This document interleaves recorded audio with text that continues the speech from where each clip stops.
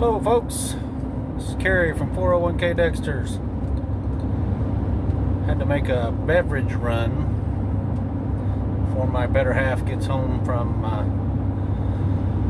taking someone to the hospital. We had an elderly neighbor lady that was having a surgical procedure today, and she called my wife up and asked her if she would be there for her during and after the procedure.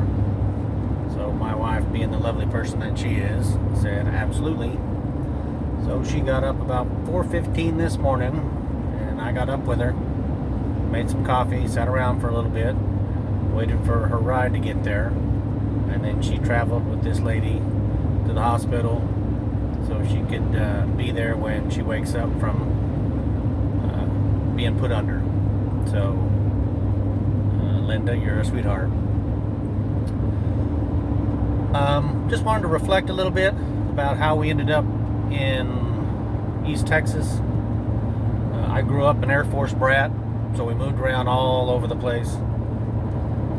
I remember telling our daughter when she had spent 4 years in one school that she had now been in a school longer than I was throughout my entire grade school and high school years. I think the longest I spent was my 10th, 11th, and 12th grade years at a small East Texas town called Frankston.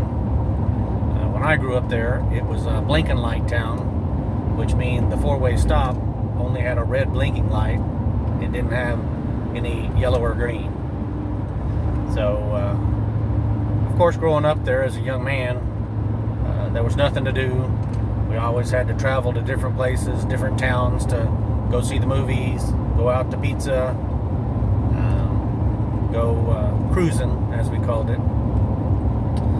Athens, where we're located with the homestead, was about a 30-mile drive, and it was the closest town that had a junior college.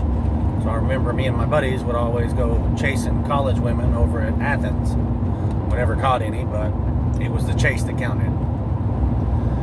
Growing up in a small East Texas town like that with not a whole lot to do, I was eager just to get the heck out of town after college or high school graduation. So literally the day after high school graduation, my dad drove down from Colorado Springs, where he was living, and we loaded up all of the stuff that I had.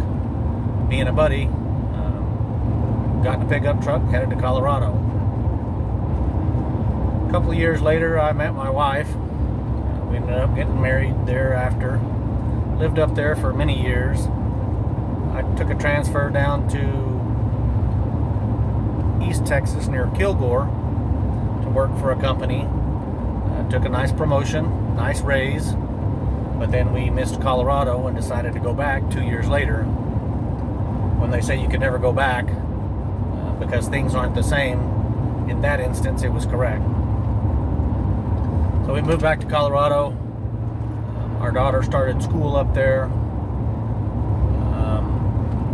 We just weren't real happy. We had moved from originally being out in the country up in Colorado to a somewhat rural setting on a lake in East Texas. So when we moved back to Colorado, we moved into the city, and neither one of us enjoyed the city life. It was too crowded, too much traffic. So I decided to look elsewhere within the company that I worked for, and found a transfer, another job promotion, another increase in pay, and so we came down to North Texas, I guess, call it Northeast Texas. But then when Linda and I started thinking about retirement and what we wanted to retire to, and the comforts of country living, we looked ironically back near where I graduated high school.